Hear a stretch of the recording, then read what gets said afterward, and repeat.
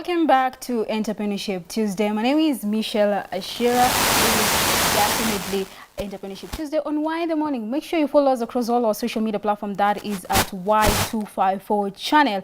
And one thing about Entrepreneurship Tuesday, we ensure that we inform you, entertain you, and most definitely give you tips on how to make extra cash. And that's why today we are talking about Forex trading. All right, so Forex trading is one of the biggest market that accounts for more than 5 trillion of daily trading, more than 5 trillion on a daily trading. So in studio we have Daniel Wesonga, a man of many titles. Most definitely, he's a preacher, entrepreneur, a mentor, and a Forex trader, a successful one. About that. So thank you very much for creating time to be with us today. Thank you so for having me here. All right. Yeah. So before we even get into the money making tips, yes, when it comes to Forex trading, I would like to find out your relation with money from way back. Let's say when you received your first paycheck. Yes. Were you more of a person who was looking for extra cash, or are you a spender? I love to spend, but I can withhold my desire for instant gratification to look for more money, because the money that I have in my hand, the first thing I think is how can it empower me to make more money before I get to spending. So it's like I want to live off the profit of the money that I've made. Yeah. Okay, when it comes to Forex trading, yes, I would like you to correct me if I'm wrong. Yes. Most Kenyans shy away because there's a lot of stories behind scam, and also the whole probability of just seeing it as an illusion. Yeah. So how did you go about it? How did you get into Forex trading? Where there's a scam, it means there's a reality behind, there's a working mechanism behind it. So somebody who comes to somebody who is a novice, they come with an idea too, because they know you don't know the dynamics. So they might blindfold you and promise you maybe get rich quick. Okay. Kind of philosophy. They'll front it to you. I've also been scammed before in terms of Forex. They're told, like, somebody says that we have this kind of a portal that you plug in, then in 6 hours you'll get 3 times your money. I'm like, wow, that will be good, because you see, but I got to learn, then eventually began to learn the disciplines of it, started trading by myself. I remember whenever you're signing up, actually in Forex trading, they tell you it's a high risk market, so you stand a chance to lose all your capital. So you have to understand exactly what are you doing, when to get in, when to get out, when not to trade, and which amounts to risk for you to always be successful. Because if you don't have the understanding, the market can really square you out. Yeah. All right. We'll go much into details on risk and how to go about just getting an account on a Forex market. But I would like to find out, right? So this is actually an investment. Yes, it's an investment. And people actually make money out of this. I can tell you, probably 90% of wealthy people, they trade Forex. They may not tell you that, but they're in Forex. Banks trade Forex. All right. Yes. So what type of background does one require to be part of or just engage in Forex trading? I normally say you have to have the passion, and Forex is not for the faint-hearted. It's so easy. It's not for the faint-hearted. So background, sometimes people used to say that you need to have a background in finance. I don't have any background in finance. And most of the people, even somebody who's having a background in finance, when I look at them, if they've not studied Forex, I see them as somebody who does not really understand what Forex is. They cannot get into it at that stage because you've come from university. Then you cannot tell me you've come from school, then you're ready to trade Forex. There's no, even if it's the Forex school, you have to first of all get into the dynamics of it, then to mature into it, you have to be seasoned for you to be really fit to say that now you're profitable in Forex. So okay, so back in campus, yes, I had friends, and most of the time, like when I pass, like maybe on a trading area, like we'll see they're very busy on their laptops. Yes. And all I could see was just a black screen and just graphs, looking like in a campus, hat. wow. Yes. Yeah. So I would like to find out: can someone or an individual just get self-taught through YouTube all about Forex trading, or does one need to have like professionals, like go to school, have professional skills? I normally say nobody is self-taught because even if it's YouTube, it's somebody who's making the material, isn't it? Okay. Fair enough. So somebody is somebody's at least training you, and also it's also good if you can be able to find a mentor. But there's quite some material. Sometimes not everything that works for something that works for somebody else may not necessarily work for you.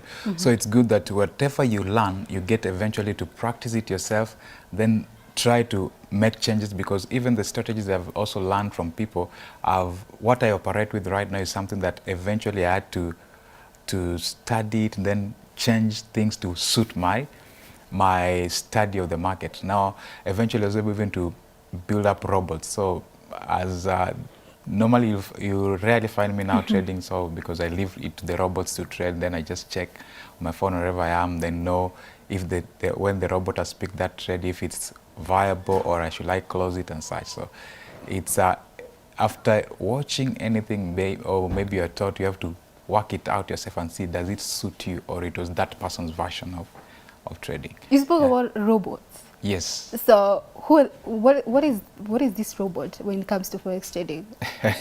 just enlighten us. You put the same dynamic that you're using in trading, or the algorithm that you're using in trading, you feed them in a robot so that the robot can execute a trade based on the same decisions you make manually by your own analysis. So if it's these are the conditions that define when to buy and when to sell. So you put those algorithms in the robot, and the robot will be able to execute for you successfully. All right. Yes. Okay. So can Forex trading replace one's full-time job? It's possible. Like a 9 to 5. It's possible to replace one's full-time job, but you need at least to have. It's not something that you are there in 1 month and you say, "Oh, I think I'm successful at getting to quit everything and get into Forex."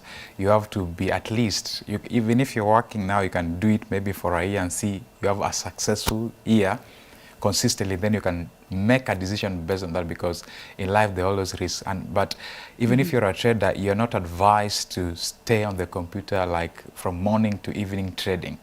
You need to have a very short, for example, I don't trade for more than 2 hours. I cannot stay on the computer for more than 2 hours. So you find me doing other things, moving around, but I remember that if I am able to achieve what I want to do in 30 minutes, I'll quit, because I've met my target, so I'll move on to do other things. So you find me doing other things. There rarely, very few people know that I trade Forex, even the people that my acquaintances and such, because they will see me moving from around one place to another, from meeting to meeting. We are working on other things, and yet I just hide myself. I know this moment, give me 30 minutes, I'll get my computer, finish what I'm doing, then get back. And yeah, so it's not something that you need to be seated on the computer dawn to dusk. That Okay, so what you've said, it's flexible, time flexible. It's flexible. This flexibility. Yeah. So let's look at, for someone who wants to start on Forex trading. What is Forex trading? How can you explain it in the easiest term? Just break it down for us. And then how can they access the Forex market to get a trading account? Yes. Forex trading in simple terms is like you're observing the movement of asset, and you expect to buy low and sell high, isn't it? It's just the same way in business that you make profit. It's like when something is you can buy at this point expecting that your projection, this is going to go up, then you sell high. So that's basically what Forex trading is. There's instruments, there's commodities, there are currency instruments, there's commodities, there are indices, and all those kind of assets on the Forex market. Then your other question was, the next question was? Oh, you were to explain it and actually tell us how one can actually get an account. Yes. So there are brokers who give you this, what we call the signals, or those charts that you're seeing your friends. Yes. And so you have an account, you have to find a broker that is regulated by CSEC. Right. A broker that's regulated by CSEC. There are the dynamics to check for the efficiency in terms of withdrawals, deposit and withdrawals. You have to check for the efficiency in terms, you have to check for what we call spreads. The spread needs to be favorable to you and such. So when you find your favorable broker, and then you're able now to have access, so you deposit your capital, and based on your capital, you're able to now use your capital to trade. Because as you said, in the Forex market, actually it's like $6 trillion per day. Yes. Moving in the Forex market. So even if you make $1 billion, you won't shake the market, even if you make $1 billion in a day. Okay, so you've told our viewers Yes. to get access of a broker. Yes. How do they get access over a trade broker? Yes. Yes. I trade a broker. Yes. They are online. It's because trading, we do what we trade online. What individual trading is called retail. They are retail traders, but they are institutional trading also. Okay. So there are brokers all over. Actually, there are many. Some of them I even don't know their names, but there are few that I use. And just signing up online, you're able to provide your details. Then you're able to sign up an account, isn't it? Provide your details, then you're able to deposit, then you're good to go to start trading. Just like any other business, you Yes. need a starting capital. Capital, yeah.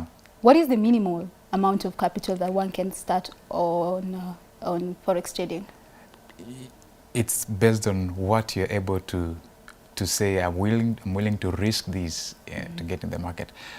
The brokers, there are brokers who provide as a minimum, even as a minimum of $10 to deposit, and you can have as like most retail brokers, they give you a maximum of $1 million deposit per day. You see, so based on what you're able to get, but also you need to understand what is your trading.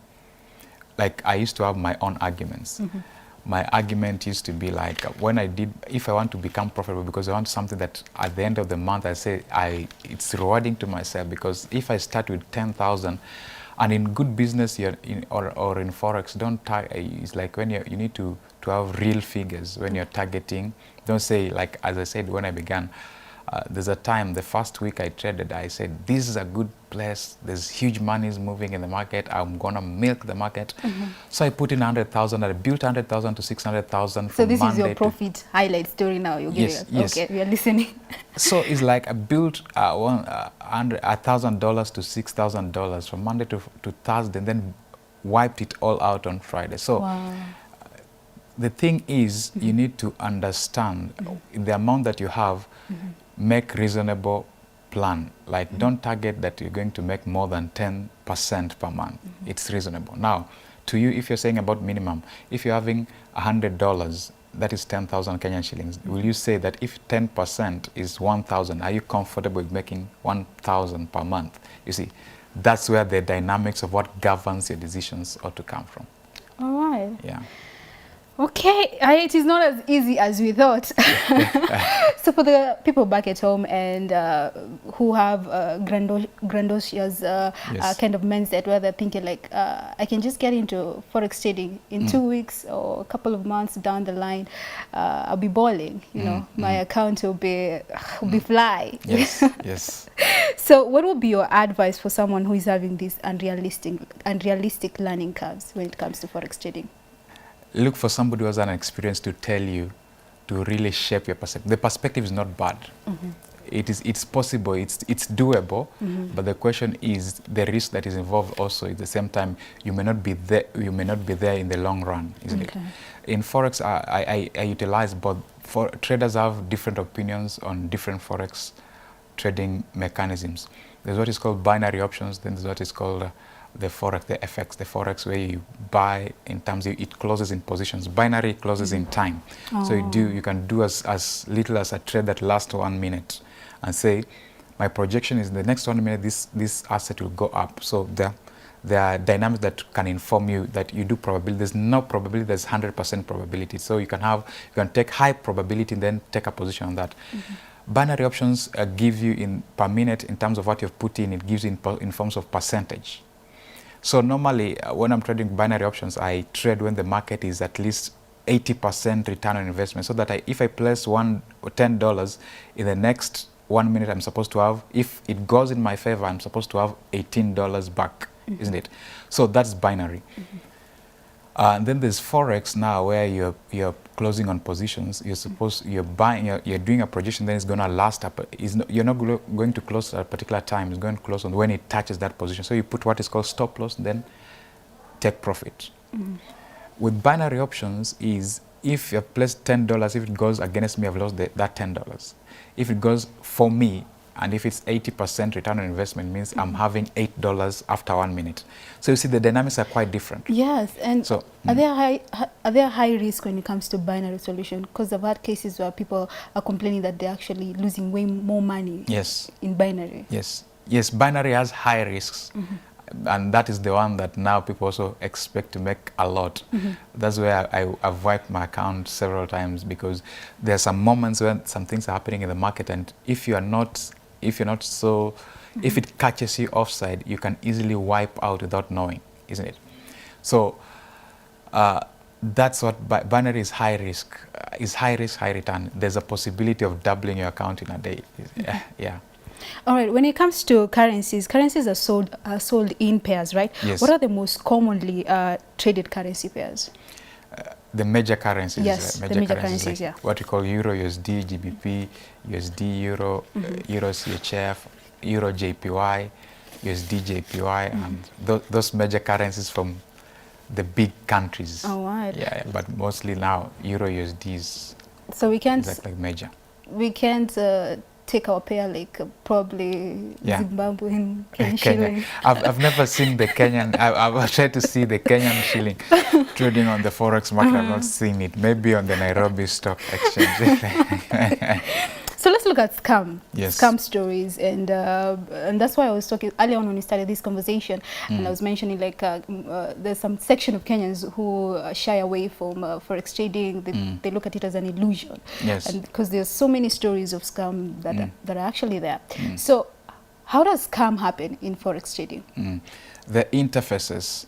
A real Forex trader will tell you realities, and most of the times when people hear about Forex, they don't want the reality part. They want the scammer's story. A scammer will tell you that there's no risk involved. I guarantee, they tell you, I guarantee you 100% sure you get this money, you'll double your account. A real Forex trader, you tell them some figures, they tell you, no, I can't help you there, you're dreaming. And you see, you'll be telling this Forex trader that somebody has told me that if I invest with them, I'll get this amount of money. And that's where many people have been scammed, because when it comes to money, it has a way of activating us, because we always want more. But we need to understand there are disciplines involved. We'll eventually get more, but we need to grow slowly. We need to make decisions based on realities that will help us to have a consistency in growing. All right. Yeah. So I would like to find out, because we have long-term traders and we have the short-term traders who actually day traders. So on long-term traders, such as the position traders, do they gather more returns compared to the short-term traders, such as the swing traders and the day traders? Not really. It's based on your trading. You see, when I'm saying short term, it's the same kind. The long term, it means the long term traders, it means they're more likely, whichever way, even if the market goes against them, they know eventually return. The day traders, you're on tight positions, because you see it's dependent on what happens in that day.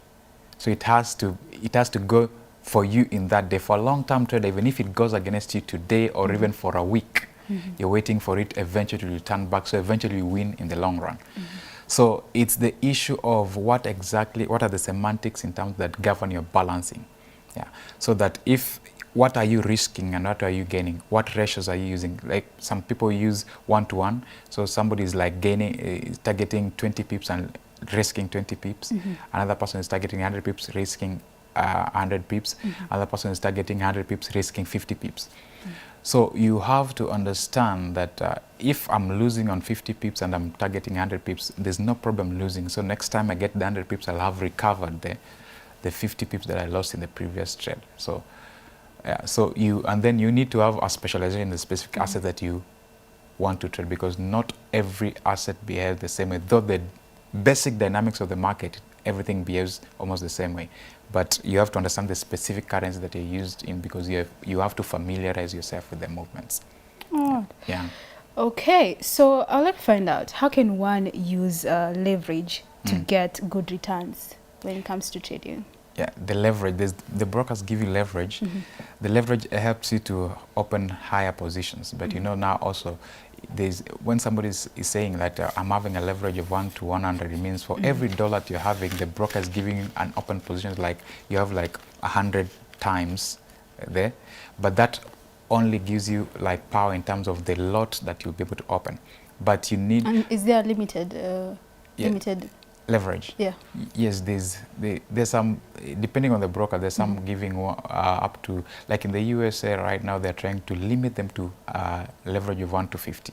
Okay. You see, and then there are brokers that you have 1 to 888, isn't it? 1 to 1,000, 1 to 500 as maximum and such. So depending on the broker, they'll give you the leverage that is, yeah. So the higher the leverage is, you need to pick up, because if it moves, if you take a huge lot size, it means just a slight movement against you can wipe out your account. So you need to really be sure of what you're doing when you're utilizing the leverage. Okay. Speaking about profits, Yes. let's talk about profits. Are there strategies that one can acquire to ensure that you have consistent gains? Yes. No matter the numbers, no matter the random outcomes on numbers of trades. Is there a strategy to ensure there's constant? Yes. Strategies are involved. Forex is not gambling. Forex is a science. There's a science. When everything you're seeing in the market has information on what has already passed in the market. There are positions that are already passed in the market that begins to give you support and resistance. So and most of the times you see there are different trading semantics. There are traders who are called reverse trend traders, and then those traders that follow the trend. I've done both, and I came to, like, I normally have this saying that don't try to fight the trend. The trend is your friend. So follow the trend. Find the trend where it's moving, then join the trend. Then there's eventually be able to know when the trend is dying. There's a time when the trend is strong, then when the trend is dying. And regardless of what you do, is an issue of probability. So when you're doing that, you say this high probability dynamics. So when you're doing sorting, eventually when you run 10 trades, at least have 7 trades that have gone in your favor. That would be a good. So you see, net in the net trade, eventually you're making net profit in terms of numbers. So don't risk much. You see, sometimes when I'm starting to trade, most of the times when it's gone in my favor, I'm seeing some little cash, I close it. I say, let me just take it, let me not wait for it to take profit. But eventually when one trade goes against me, it means it wipe out the 3 of them. So I learned that you need to maintain the discipline of the position. Do your technical analysis, understand what informs your take profit position, stop loss position, and allow yourself to live by the rules that you're trading with. So, and sometimes it's good, in trading there's something good that you can do, is like, if it has gone right deep into the money aspect, you can move the stop loss into a positive, from the negative side to the positive side. So with that, you can go to sleep. So I know that even if it turns back, it will eventually hit stop loss, but in the money. Yeah. So, Mr. Daniel, what you're trying to say is that there's a probability, and Yes. it's a fact that we can have people who actually trade like a pro. Yes. I trade like a pro. Okay. Yes. So let's look at some of the risks, because we have talked about the fact that you might lose your money in this, just like any other business, right? So what are some of the risks that comes with Forex trading? Yeah. The risks that come with Forex trading is, it is human risks. There are things that inform that you need to do your technical analysis to understand, to be informed. Are you doing an informed trading, or are you just gambling? So when you're doing an informed trading, you're able to understand the risk, what is called money management. Don't risk more than 1% of your account, or you see, every person has what you want to risk determines what. When you want to high risk, you want high gain, high risk, high reward. So at least if the week has gone bad against you, don't lose 10% of you always come back and you make the money. But if you risk 100%, it means if I put in 100% risk, it means if it goes against me, I'm going to wipe my account. If I put 1% risk, it doesn't matter whether, if I've lost 1% of my account, I'm still in the business, you see, and I'm knowing that I'll eventually make it when I'm able to catch there.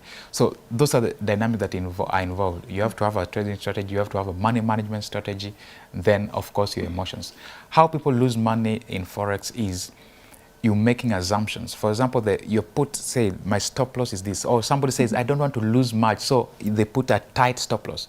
So technically, what they made their prediction, how the market is supposed to go, is the right direction, but they put a strict stop loss. So it has to be an informed stop loss. So eventually it goes, touches the stop loss, but eventually goes in their favor. You see, so all those things need to be in place so that you need to have an informed decision, put a reasonable stop loss so that sometimes the market can go against you, but eventually it peaks and goes and takes profit. Then don't risk all the amount at a time, even if you are sure that this trade, there's this high probability, trade by the rules, and you'll be able to make money in the long run. But you're the one who was telling me, like, the higher the risk you take, Yes. the higher the returns. But you see, anytime you're saying the higher the risk, it means you can also lose everything. Okay. I've ever made 240,000, 270,000 in 1 minute. And I've ever lost 2 million in 10 minutes. Okay. Yes. So during these times of coronavirus, the pandemic, so many people have lost money Yes. in the stock market. So many businesses had to close and employees had to be laid off because of employers couldn't sustain operations. Is Forex market a recession-proof activity? It's quite recession-proof. Actually, Forex traders made a lot of money during this. At the beginning of, I think, the first month of this corona issue, when they're starting to have lockdowns in countries and such, retail Forex traders actually made volumes of around $50 billion in that month alone. $50 billion, you see. So, because a Forex trade, actually, traders, we take advantage of negative news. When the economy is shaking, traders are smiling because that time now, the directions are quite defined. When you say people lost money in stocks and such, you see, that's a direction that is. There's some asset I've never traded before, like I've never traded Bitcoin.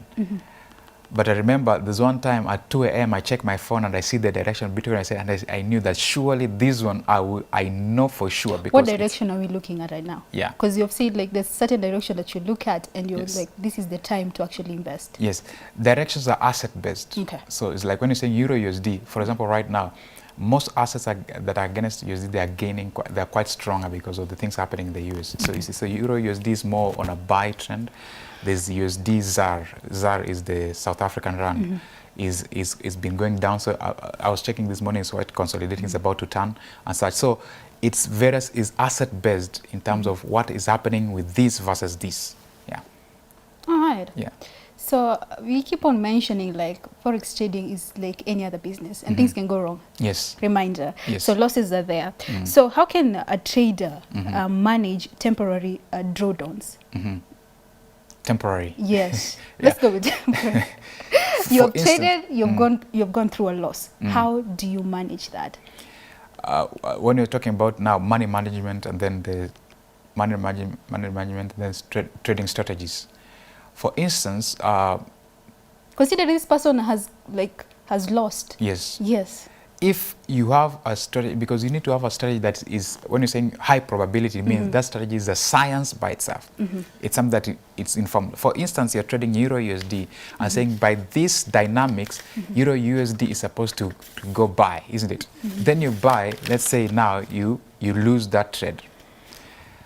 Most likely it won't repeat the same structure 3 times. Like, for example, you say buy, then eventually it consolidates, it turns back, then you know there's another downtrend. You see, you join the trend. You see, eventually you're able to recover the losses in the next trend. So once the drawdowns that are involved that's why you're saying you don't risk your entire account, because if you wipe out your account, it means when another time the market is in your favor, you may not be able to recoup your drawdowns.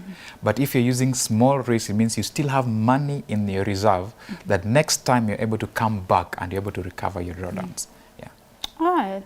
Very interesting there. Very educative. So let's finalize by looking at the psychology of winning for traders. So how does a winning trader think? Because you said you were a winning trader, right? Yes, yes. So how does a winning trader think? A winning trader knows that I'm able to make money, but at the same time I can lose money. So and when I lose, it's nothing strange to me. Losing is not something that is strange to me. So when losing a trade does not throw me off balance emotionally.